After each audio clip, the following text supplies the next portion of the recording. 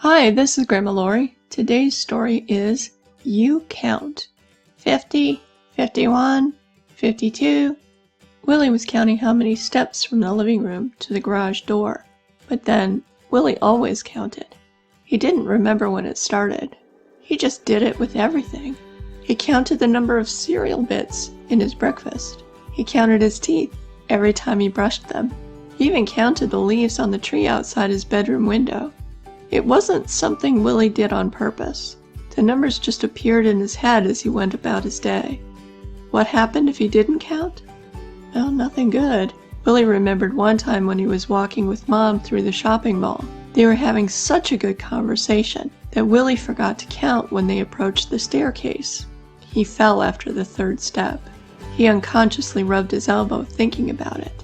Willie wasn't just good at counting. He was also a math whiz. The numbers just came together in his head when someone talked about how many or the total. "Mom," Willie asked one day, "why do I have numbers in my head all the time?" "What brings this on?" asked Mom. She knew the kids at school sometimes bullied Willie because he was so smart.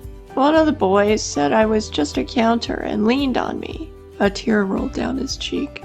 "But I can't help it," Willie cried. "I try not to count, but then I get lost. Or I fall." Mom hugged Willie tightly. "Is counting a problem for you, other than the bullying?" "No, not really," said Willie. He was feeling a bit better.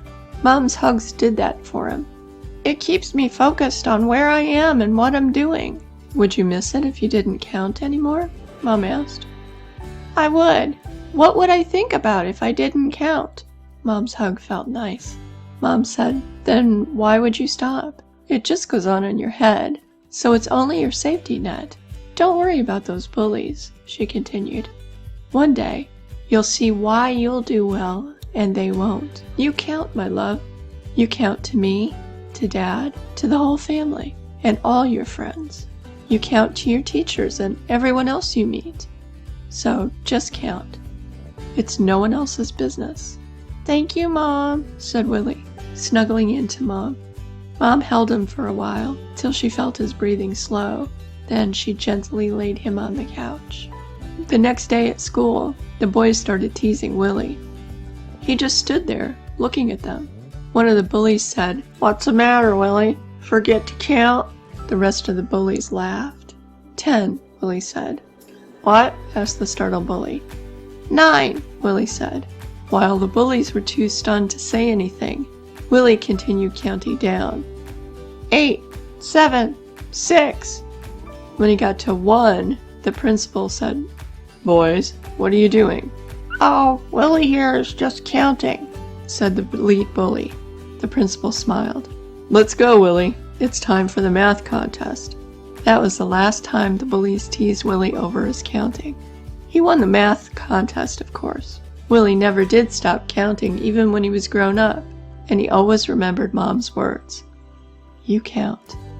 This has been Grandma Laurie. Thank you so much for joining me. I hope you enjoyed the story.